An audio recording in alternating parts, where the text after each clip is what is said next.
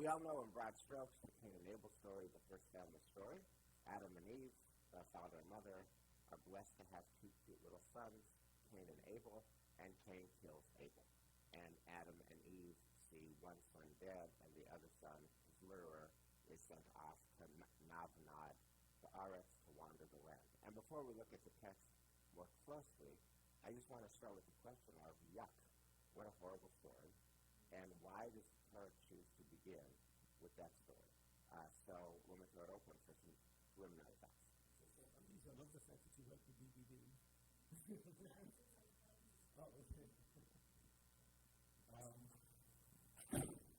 So of course it's a question of, why you chose to start with Bereshit as opposed to other parts of the Torah, why Yisrael was chosen at one point. Right. So, it's really a complex question. I think the answer is that has to be from the beginning, we need to understand that life is complex and that human beings are complex and not simple, and that relationships are really hard and in fact sometimes not solvable. So I think the Torah's the Torah portion this morning we're going to read from chapter 5. Each aliyah ends with vayamot. There's death. So it's the idea that once we start with Bereshit, God creates a world, the first thing that happens is death. So, but I want to just push back a little bit as the rest of you comment. In a way, I find that the Torah story here is very unhelpful. I'm sure fratricide has happened. I'm sure a brother has killed a brother, but I don't know any families like that. I know plenty of families, and I know plenty of families who have struggles. I have plenty of families who have complexity, plenty of families who have layers. But I don't know any family where a brother kills a brother. And so is the Torah beginning with a story that actually doesn't apply to most human beings, does not apply to most families that come from England. So remember, they're the first brothers, right? Right. And there is a really deep question about this particular parsha, about whether Cain actually knows that his actions will result in death. There's never been death before. And perhaps, I don't know about you. You have two boys as well, Elias, right?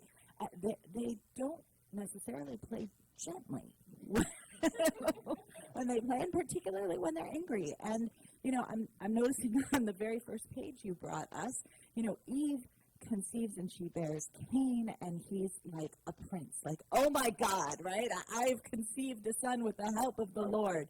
And then she bears his brother Abel. From the very beginning, right, there's a competition between the two of them. It winds out the worse for Abel in the end, but there is this sense of perhaps entitlement, perhaps ego, perhaps this sense of taking up pieces of the world that Cain has that may not enable him to understand the consequences of what he does until it's too late.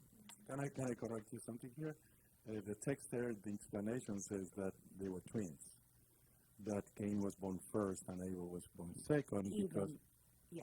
All right, so, usually worse. It's even worse because normally I know a lot of twins and they have wonderful relationships usually. So, okay, let's get into the text itself, because I find all of your explanations impossible to reconcile with each other. Impossible to reconcile. Michelle, you're the great defender of Jewish text no matter what, but how you could say Cain doesn't know what he's doing when he kills his brother, that's hard to buy, and hard to buy the twins when they're born at different times. But, okay, now the man knew his wife Eve, and she conceived and bore Cain. Oh, interesting. It doesn't say Cain and Abel. It just says Cain. Just saying, I have gained a male child, not two male children, but a male child. The twin thesis is kind of on thin ice here, with the help of the Lord. Oh, she then bore his brother Abel. But it doesn't say she conceived the second one. She then bore his son Abel. Immaculate conception. We got it first. Abel became a keeper of sheep, and Cain became a tiller of the soil. Okay? In the course of time, Cain brought an offering to the Lord from the fruit of the soil, and Abel, for his part, brought the choicest of the firstlings of his flock. The Lord paid heed to Abel and his offering, but to Cain and his offering he paid no heed. Cain was much distressed, and his face fell. Just drop a footnote here. The commentary describes this kind of as the first biblical case of depression.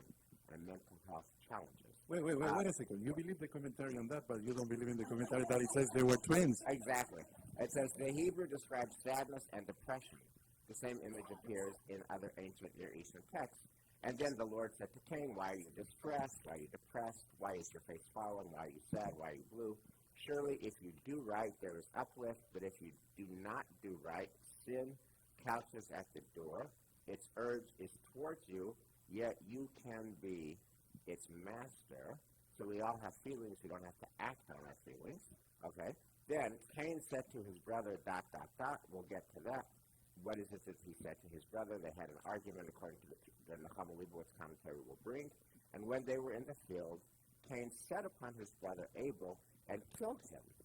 The Lord said to Cain, where is your brother Abel? And he said, I do not know. Am I my brother's keeper? Now, do you still want to argue that after the argument he didn't know what he was doing? That's your best defense? No, so it's not my best defense. I got many more. Okay. But in this particular case, absolutely, because first of all, we've got a Rebecca and Isaac problem here. We've got Eve, who is Cain, and Where then we've got that? God, and we've got God coming in who says, Abel. Where do you get that? Where do you get that? God, hold on. The Lord paid heed to Abel and his offering. That I get. Where do you get that Eve played favorites? From the very first Kaniti ish et Adonai. God has blessed me with this amazing child. Oh my God, what a blessing! And the other one is named nothingness, or like breath, or like emptiness, or even what do I go need worse, this one sorrow. Yeah, like Avel has a synonymous with like a mourner, like Avel. Like she has one kid that's God's gift, and one kid that's like, boy, well, I guess. Here's a spare, right? I mean, she doesn't know what to say. Can I ask you a question, Rabbi? Rabbi, I need to ask you a question. So we've got the dynamic. We've got this dynamic from the very, very beginning, literally, of this template of sort of one parent, as it were, the human parent, loving one child, showing more kindness and glory to one, and God being the one who comes in and likes the other one better, and there's jealousy, and God says, be careful, right? Be careful because you are jealous. You have issues.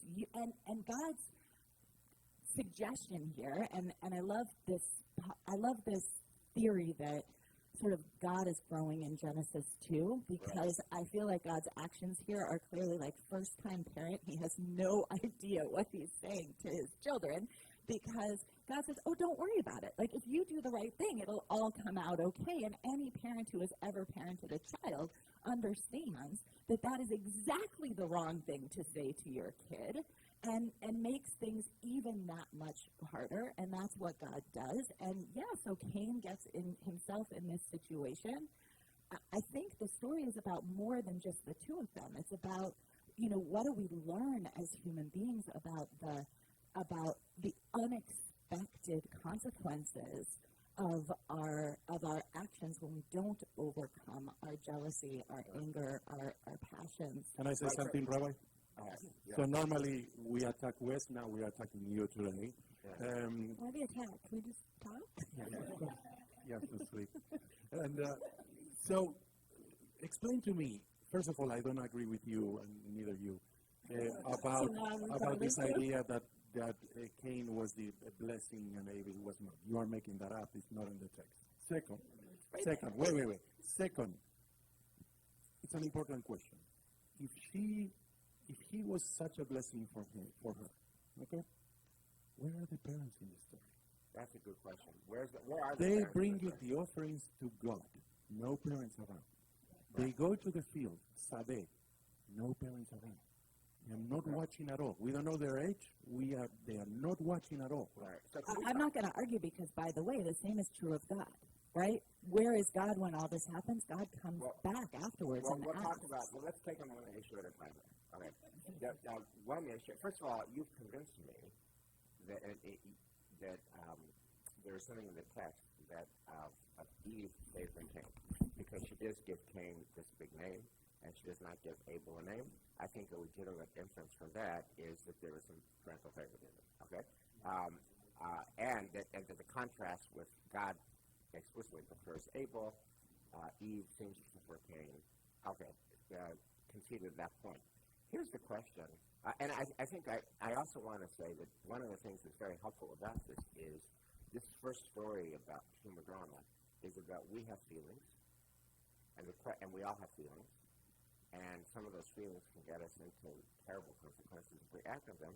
And the whole human project is, can you check yourself? Can you control yourself? And I never really, funny thing is, I never really noticed the weight of that until the reading, until this. Its urge is towards you, yet you can be its master. Apart from Shalbo, well, you can be a master of yourself if you check your feelings. You can have feelings, but you don't have to act on your feelings. Can you check your feelings? And if you don't check your feelings, and if your feelings control you, instead of you controlling your feelings, if you can't control your appetites, if your appetites control you, then disastrous consequences flow. And it's kind of like the first lesson of the story, which I really appreciate. But I wanna come back to the question about where are the parents in this story. Well, I think this is interesting because I think there's also a tension in the story between checking and not checking feelings. Because right before this, right, we have Eve and Adam. We're living in this beautiful paradise and everything's great. And, you know, they're in their honeymoon phase of their marriage. Life is wonderful. And then Eve does this thing, you know, whether or not this makes sense, we're not going to get into that. But they never process that break. They never process being kicked out. They never process the way that their actions led to all this dysfunction. And we actually don't see them again together. And if you look at the language, and this is where the language here is so rich, because Eve says, Haniti ish. She doesn't say, I got a child. She doesn't say, I got a baby. She didn't say, I have, you know, this being was born to me. She says, I have an ish, a man. Like, it's as if Cain is a substitute for her husband because their relationship is so broken. And, so no, it doesn't say we. It doesn't say we are pregnant. No. It doesn't say, you know, my spouse and I are delighted to joyfully announce the birth of our new son, right? It's I have a son.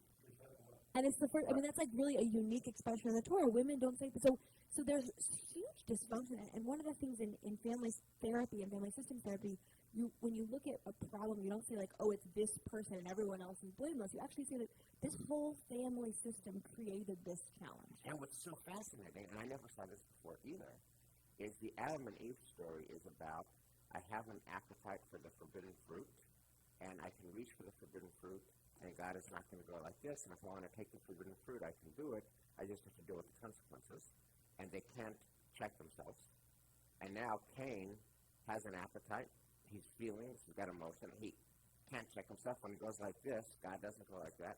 He just has to deal with it. So what you really have, and Elisa, this is something we've learned from you, is about trauma going door to door. It's not just beautiful Torah values that go door to door. It's also trauma. They actually do. Cain does to Abel what Adam and Eve do in the garden, which is fail to control their appetites. Elias. Another question specifically for you, my dear colleague and king of the world. Yes. You've been saying for many times I heard you saying this, and we actually 2 weeks ago, we talked about this. I'm sorry I wasn't here last week.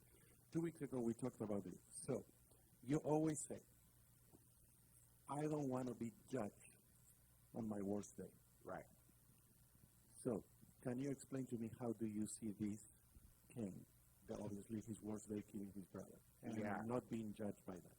Yeah, so the best modern formulation of this is Andy Stanley, who says we are not judged on the basis of our finest hour, we're judged on the basis of our final hour, of our final. So you could do, you know, and he talks about it, and I've listened to sermons that he's given clergy.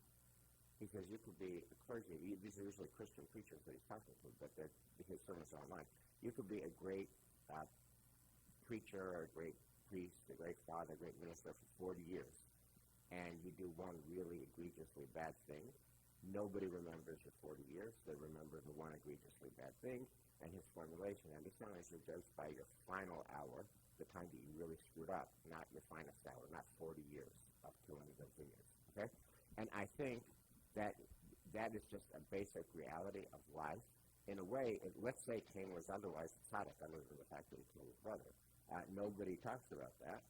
What they talk about is he killed his brother. So I think it's true. What the Torah is reminding us is that we do get judged on the basis of our worst hour. It's unfortunate and it's unfair, but it's also inevitable. We get judged on the basis of our worst hour. I think if I were teaching this lesson and had to summarize its import in 1 minute, it is control your appetite. Because if you lose self-control, you lose control of your life. That's the reality. Yes, sure.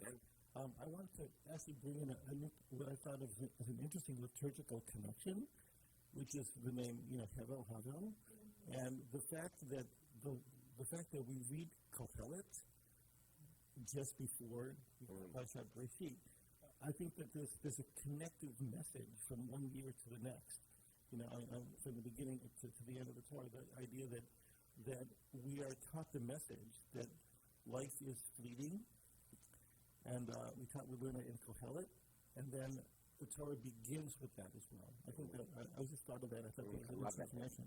Can we go back? I want to go back to this issue that Elias brought up a few comments ago, and Elisa brought up last comment about the role of Cain and the role of Adam and Eve.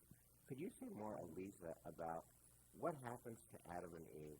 What happens to couples in real life when there's a trauma like the break at the Garden of Eden, and there's a before and after? The after is not as good as the before. What does that do to the marriage?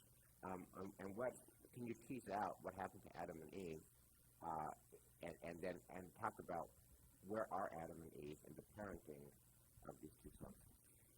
Yeah, so, I think there's this rupture point, and if you're Adam and your beloved says to you, honey, I have this special treat for you, come taste this, and you do, and then everything is destroyed, there's some trust issues there, and there's some fundamental brokenness there, and it's not clear that Adam and Eve ever have any training, and there's no couples therapist, there's no place that they can go to really work on their relationship, and so what we see is that they're intimate with each other on a physical level, but not emotionally able to be intimate, and that I think generates some real problems in their family system.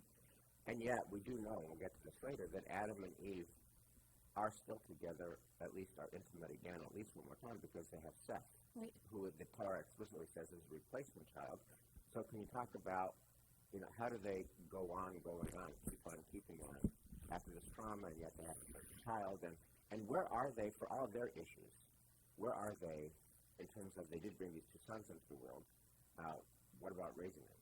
So, and I think this is a really interesting question. We see this later on with Yitzchak, that children are always children. And I really wonder here if this is a case where we're actually seeing this. The snapshot is 20 years, 30 years down the line.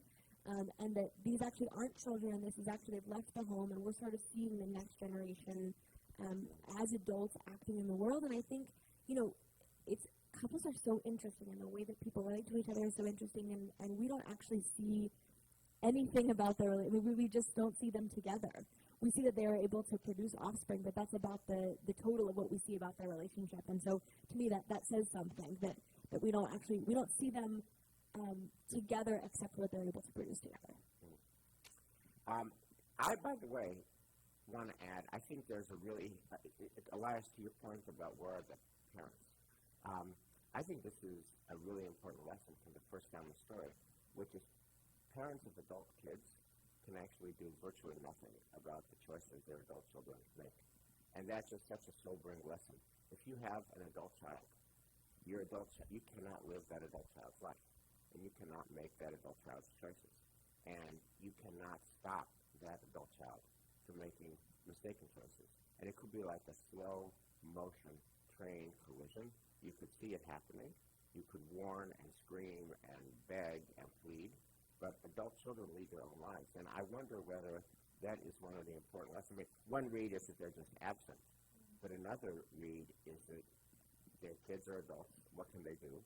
And that the Torah is teaching us a hard lesson about parenthood, which is you care infinitely and you control virtually nothing.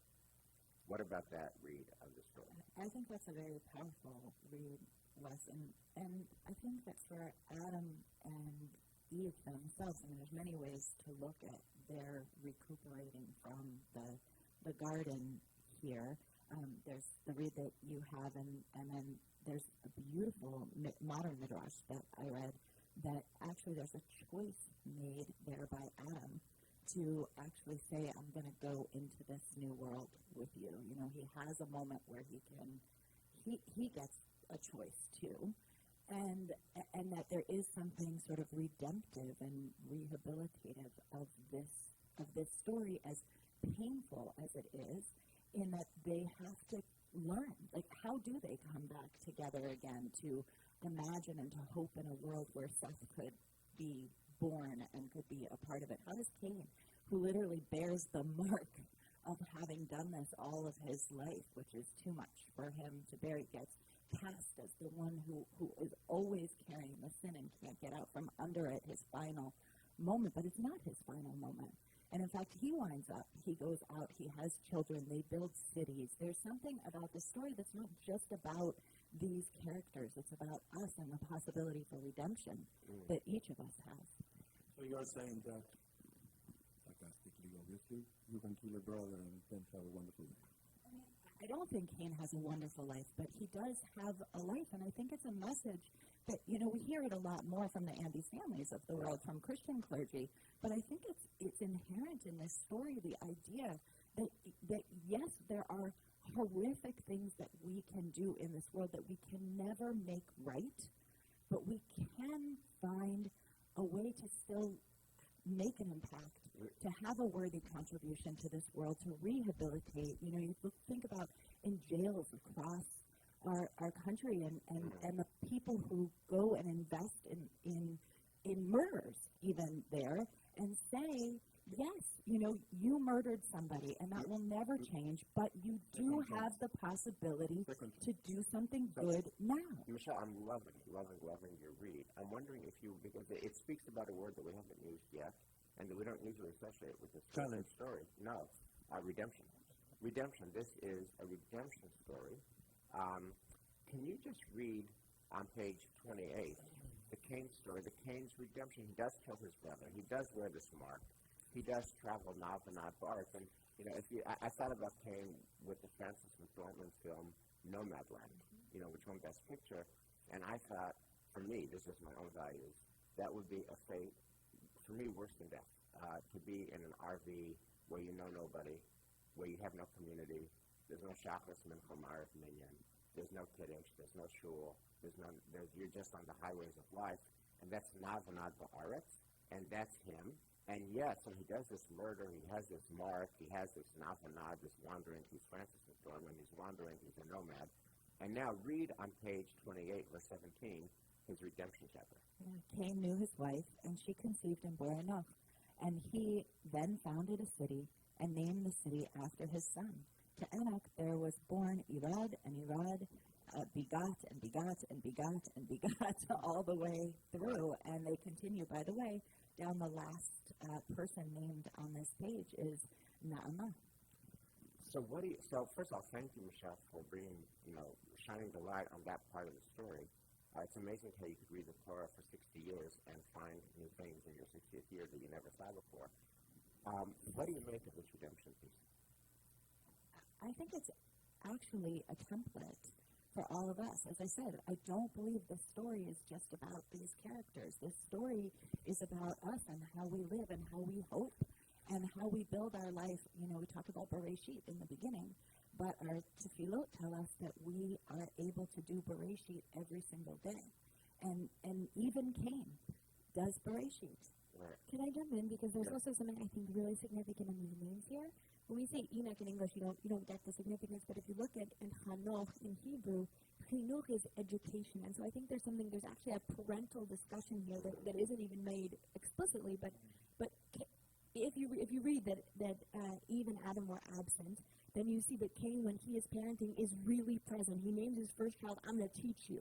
And his children are all about being a fully present parent. He's not going to let the mistakes of his past or his parents' past go on to the next generation. I think that's part of what enables him to build cities.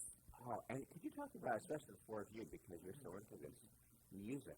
Isn't this, it's so interesting, the name of his brother was Jubal, he was the ancestor of all who played the lyre and the pipe. And is there some move here about how we're going to go from the noise of chaos and murder and your blood cries out to me? Right, the sound earlier in the story is that the bloods of your brothers crying out to me. That's like ultimate noise and violence. And what comes from that is the lyre and the pipe and music, and how do we do redemption also in sound? And this, I can't not hear my dad's voice in this story, because my dad reads this whole story as a story of how we went from being nomadic shepherds to being city dwellers who had agriculture. And this is, I think, part of what, when you live in a city and not everybody is required to forage and required to shepherd, you have time for these things. So it's hard for me to, I definitely hear my dad's voice in that this, the music and all of that is about this new stage of reality that Cain brings in, and it's a painful birth, and it's not one that people want to go to willingly, but this is the way of the world, and that's how we get there. And I don't want to lose this point, because I think it really is important that this paragraph ends with Na'ama. You look at the note, right? Of course, Na'ama for Na'im, good and lovely. Like, there is this profound sense here that you can make different choices that can build a world where beauty, where love, where joy, where blessing exists again. So this is just so important, because it would be just such a beautiful world and such a beautiful story if the last word was Na'ama. Na'ama at the end, and we all live happily ever after.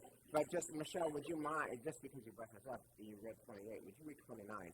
This is Lamech, who is one of the people in this genealogy. And Lamech said to his wives, and said to his wives, Adan Zillah, hear my voice, O wives of Lamech, and give ear to my speech. I have slain a man for wounding me, and a lad for bruising me. If Cain is avenged sevenfold, then Lamech 77-fold.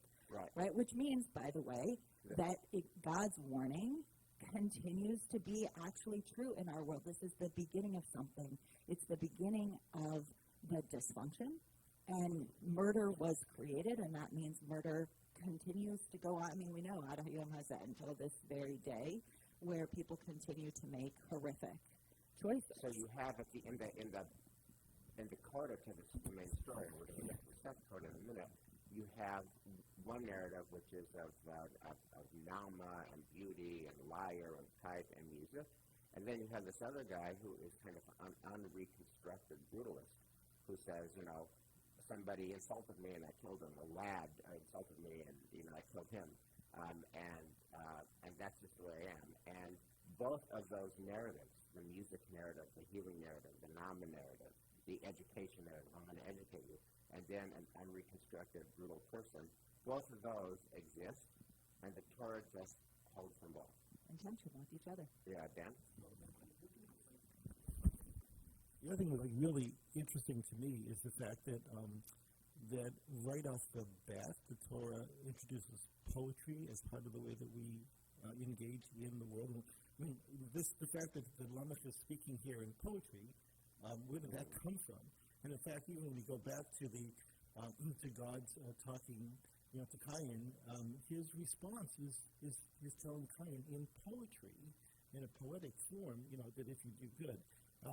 So I think that this all connects to the fact that that we as humans, that language is very important, and that language is a way to learn to as you talked about earlier, control. When we can control our language, we can control ourselves. I want to bring something, a thought that I have that is a little bit more radical, and you decide if you want to go there or not. Yeah, sure. One thing that this comes to mind is immediately I start comparing this story with the one with Esav and Jacob. Okay, and one big difference I see here is that Cain and Abel, they are bringing the offerings to God, and they are only caring about God's approval. Many centuries later, we have Esav, and they are not looking for God's approval. They are looking for the family. They are looking for Yitzhak. They are looking for her mom. So my radical question is, does God learn from this story of Cain and Abel and says, from now on, I'm going to separate myself and not be as active as I was before? Well, great question. I guess let me just try to build on that question. How would you describe God's role in this story? And if you were giving God a report card for God's role, what grade would you give God? And is this the way? I mean, we've been talking about all these templates. This first story sets all these templates. We have an inner life, and we check our inner life, etc. Is the Torah delivering a message about how God interacts and does not interact with the world that remains true until this day?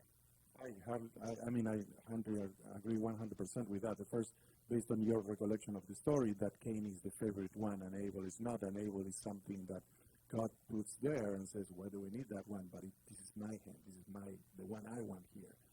Obviously, later, it doesn't happen that often. It's like he, sets back a little bit. And this idea that to what extent God, it's, that we always ask the question that to what extent God is part of our world these days. Right. I'm asking. I don't have an answer for that. Yeah, but there are clear visions that I see. I want to hear your thoughts on this. Well, I feel like we're not giving God enough credit here, because I feel like God is actually trying to impart a very important lesson, which is that external validation isn't where it's all at. And God is teaching Cain a very important lesson. Cain and Abel are both like wanting to see God's reaction, and they bring them. Actually, I shouldn't say that so clearly, because actually all we know is that they both bring the choicest parts of their labors to God. And we don't see Abel actually caring about God's reaction. We do see that Cain cares deeply, and he's deeply sad. And then God says to him, why are you upset?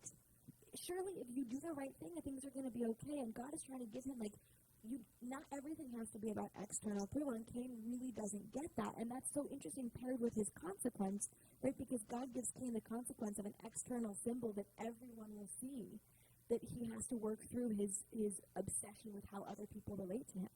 So let me just double click on that. In other words, your read of God's lesson to Cain is you don't need compliments at Kiddush, and you don't need nice emails. You need to do the right thing. And if you are satisfied that you have done the right thing, good note. And that's an important message that God is bringing out. Do you think, other colleagues, is Aliza reading that into the text, or do you think that is actually a shot of the text? I'm not sure that it's the shot, but I also am not sure that it's sewed, right? I think it's there. You could easily see it within the text. And there's some level at which God here, as a parent, is actually fundamentally missing something, if that is true. If we go to say that this is so important to Cain, what God thinks of Cain, which, by the way, is what God asked for in creating the universe, people who wanted God's love, and that's Cain, God's response is so off. It's just so off. God doesn't see and return and respond with love. God responds with virtue. Well, actually, God responds. Here, I want to just say, how does God respond? God responds with a question. I want to just double click on this because I'm such a big believer in questions. I just think questions are where it's at. So this first murder happens, brother kills a brother, and the Lord said to Cain, Ehevel achicha, where is your brother Abel? A question. What is God asking when God asks that question? What is God asking? It depends on how you read it. I mean, it could be God saying, where is your brother, as though we all know the answer. And God surely knows. God surely knows the answer. But it's the idea that God is being a punishing parent. We could also read it exactly the opposite. God is trying to get him to say, hey, you've done something wrong. Where's your brother? So you can read it both ways, and that's the fascinating part of the use of the language. To me, it's very clear what God wants here. He sees everything, or she sees everything, or it sees everything. The point is that he's giving Cain another opportunity. In addition to killing your brother, you're going to lie to me. Mm-hmm. Are you going to lie to me? So what would you say is, what lesson is the Torah trying to teach in this, very important episode about the nature of God's involvement in the world? I mean, what is it that God does do, and what is it that God clearly does not do in the Cain and Abel story, and basically every single day since then? What is the Torah saying there? I think God is doing two things at the same time. He's being an observer, and then when things don't go the way he wants them, he steps in and starts slapping people around. So another way to say it is, if a person is not going to control their own bad appetites or their own troubling appetites, God will let you take the forbidden fruit. God will let you, to use the language in The Sopranos, which is current again, God will allow you to whack your brother if that's what you want to do. God's not going to stop you from whacking your brother. God's not going to stop you from taking the forbidden fruit. But then what God is about is accountability and responsibility for what you did. Accountability and responsibility, but not stopping you. But there's no loving parent, like you said earlier, who's not whacking your hand away. Right. So I think, from the very beginning here, we have a God who is setting God's self up to be a God of virtue, morality, and justice, rather than a God of love. And, we hear often, I think as moderns, we really want that beautiful story that you told, right? If you believe God loves me, Right. we want to believe, like, God loves me. But Cain is so desperate for the need of God's connection and God's love, and gets responded to with morality, with justice, with righteousness.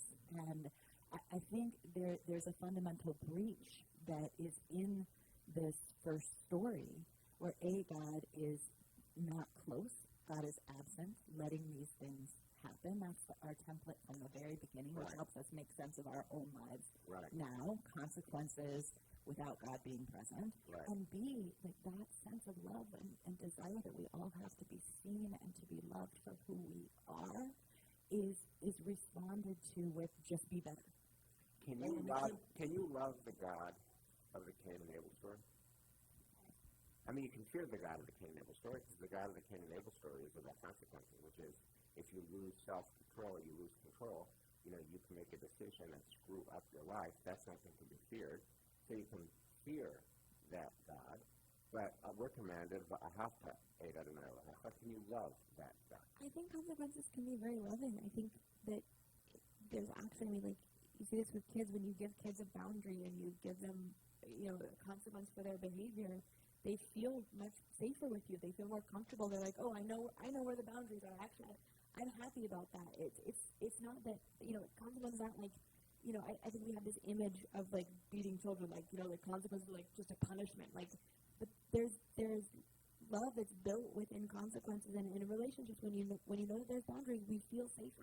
You can believe and love the God of privilege. For sure. I don't like this guy. You don't? I think he's too much in the story. You're saying that, I don't agree necessarily with you. You are saying that he's not present in the story. I think he's overly present there. He's putting his nose in everything. He's putting his nose in the birth of Abel. And then he's testing Cain from day one. He's saying, bring me an offering. No, your offering is not good enough. Let's see how you react to that. Then he kills his brother. Let's see how you react to that. Are you going to tell me the truth? One of the traumas that you often bring into the space, and the talked about, is the bombings of the Jewish spaces in Argentina, which killed so many, and including your friends, and injured your friends. How do you square the God of early Genesis, the God of Cain and Abel, with God's role in the Argentinian bombing? Yeah, you're right. You got me there. We are complicated human beings, and we have different visions depending on the situation. God didn't stop you're absolutely right. God did not stop the bombers from bombing. Definitely wasn't there. And in fact, God is all about accountability. As I understand it, there's never been accountability. There's never been responsibility. No one has ever been no one's in jail today because of their role in the Argentinian bombing. Yeah, 100% with you. That's usually my take, that God is not there, wasn't there in the Holocaust. Right. All right? In this story, to me, and I'm sorry if I say something that will bother you, he's tricking Cain from the beginning. That's my take on this. Or challenging in a really problematic way as a parent. You just gave a beautiful, useful sermon about the parent who has exacting standards. Right. And God here is the parent who has exacting standards from the very beginning. Right. And expectations. And Cain struggles with that. Abel feels fine within that construct. He's winning out on that one. Cain struggles within this construct. And I think if you go back to family dynamics, which is what you asked us about, in some sense, this story is a template for how do we process through that fundamental need that all of us have for love, while we also have the fundamental need for our parents to express that love through boundaries and telling us what to do and how to be, and the sense that they're either overly engaged or not engaged enough in our life. There's kind of never a Goldilocks point. Right. And in this original story, God as the foundational parent kind of shows us that even God doesn't really get it right all the time. And if we don't get it right, God's learning, we're learning, we can actually grow into a future. I want to just, thank you, Michelle. I want to just, in our remaining few minutes, we'll have to shelf Steph to replace Michelle, and just for along with time, I'd like to ask you the following question. We're right now in a room that is a classroom. Our children come to this and they learn from it. If you were teaching this story to children, if you were teaching this story to children of the age of Eli and Benjamin, what would you say is the lesson? Teach this story to our children. What would you say is the lesson of this violent story? If you couldn't ignore it and just talk about Noah's Ark, if you actually had to teach Cain and Abel, what would you say? So I would start by saying that, there are so many lessons in this story, but one that is important to me is that no matter how hard and how deep are your differences with your siblings, it can be resolved. You don't need to act in a very extreme way, killing your brother because of jealousy or because of the reasons. It doesn't say anything about Abel. How bad was he to Cain to provoke that reaction on him? So I don't feel that Abel, was such a saint. Anyways, so the question is, for me the point is that, dialogue, try to see each other's point, try to understand the other person. Elisa? Yeah, I think that I would also want to talk about sibling rivalry and talk about, the sibling rivalry is set up by this thought that they're pleasing or not pleasing God, and they're trying to gain advantage in this, the parental figure. But actually, it's Cain and Abel who lose out. That there's this sacred relationship with a sibling, and when you have rivalry that costs you a relationship, you're the one that really loses out the most. Mr. Nasser? And the first reaction is a silly one, but it reminds me of a Bill Cosby line from his TV show where he said, "I'm your father, I brought you into this world, I can take you out of it." But I was just thinking, I'm not sure I would really have a hard time trying to even teach this to children. I think Elias, your answer is great. Elisa, your answer is great. I would have no idea what to do with it. Are we teaching it literally that one brother killed another, or do we use the euphemism of he hurt his brother? How do we do that? It depends what the age is. But in any event, I really wouldn't have a clue how to teach this to children. We just wouldn't. Michelle Robinson, you're the wise one. So I love teaching this to children because I think, as each of you have pointed out, there's so many lessons that come from this. You don't have to choose one. We could go on and on and on, continuing to do this every single year, and we do, and bring something else out of it. But for me, I think the most profound thing that comes out, for me at least in my parenting, is that jealousy and anger are baked into the beginning of human experience. It's natural. It's normal. If you're feeling that, it's okay. The originals felt that too. But I want you to know one thing, which is that I am here to help make you feel safe, and that as a parent and as a teacher, our job is to help you understand that no matter what you do, there is always a way back. Tame your instincts. Don't do it. Don't do it in the first place. But if you do, there's never a place that's too far that you can't find your way back home. And I think the way I would teach this is to connect this story to the story of the forbidden fruit in the Garden of Eden, and simply to say that the Torah early on tells us there are things that our heart desires, that our eyes desire, things that we want to do, that we kind of know are not a good move. We kind of know they're not a good move. And we're tempted. This is about temptation. This is about temptation. This is about, there's something I am really drawn to, but I don't want to do it. but I know I do want to do it. I shouldn't do it. I want to do it. I shouldn't do it. I don't want to do it. I need to do it. I can't do it. And when you're in that space, the key lesson from early Genesis is that when you reach for it, God does not go like this. And you can actually make a really bad mess of your life. And Adam and Eve do it in the garden. Cain does it in the field with his brother. And the entire purpose of our education here at Temple Manual is to help you make better decisions, to help you control yourself so that you lead a much better, richer life. And that's the story. And the last would you end with a song.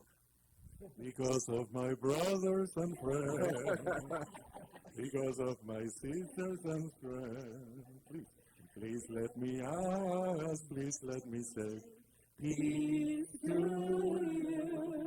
This is the house of the Lord. I wish the best for you. This is the house of the Lord. I wish the best for you. Shabbat Shalom.